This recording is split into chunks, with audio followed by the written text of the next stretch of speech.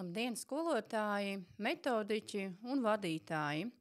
Mani sauc Aija Rusaika. Es jau vairāk kā 20 gadus darbojos lauciņā, kas ir kā speciālā izglītība, un es esmu arī direktora vietniece, kas darbojas tieši ar atbalsta pasākumu sniegšanu skolēniem, un arī speciālais pedagogs. Līdz ar to speciālās izglītības jautājumi tie ir ļoti svarīgi manā dzīvē, un arī darbojos ar šiem skolēniem ikdienā arī kā skolotājs. Un ļoti gribētu uzsvērt to, ka iekļaujoša izglītība, iekļaujošā skolā ir vispār izglītības sistēmas kopējais vadmotīvs.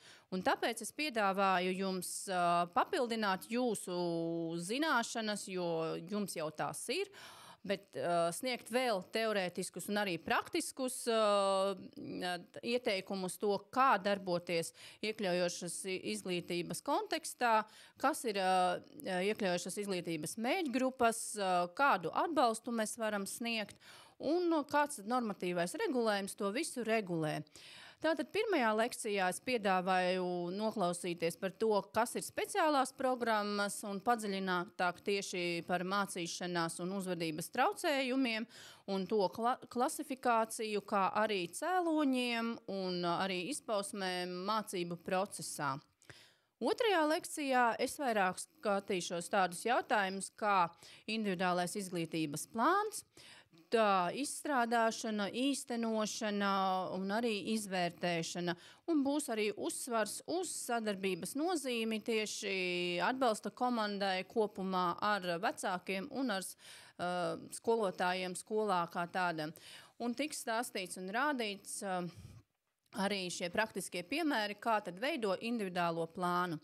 Trešajā lekcijā es pieskaršos jautājumiem un stāstīšu un rādīšu par jau konkrētiem atbalsta pasākumu piemēriem, kā arī parādīšu praktiskas lietas, kā piemēram atgādņu veidi un arī uzdevumu diferencēšanas veidi, un arī padziļinātāk apskatīšu atbalsta pasākumus tieši mācīšanās un uzvedības traucējumiem.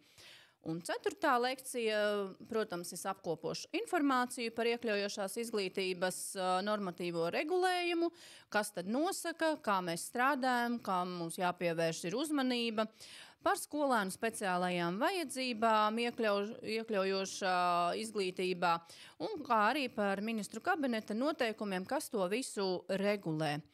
Un es vēlreiz gribētu atgādināt, ka mēs, kā pieaugušie, protams, esam tie, kas bērnus var iedvesmot, bērnus var vadīt, bērnam var pasniegt draudzīgu atbalstu, jo zināšanas ir mūsu spēks un arī tas, kā mēs motivējam skolēnu, lai viņš varētu sasniegt dzīvē savus mērķus.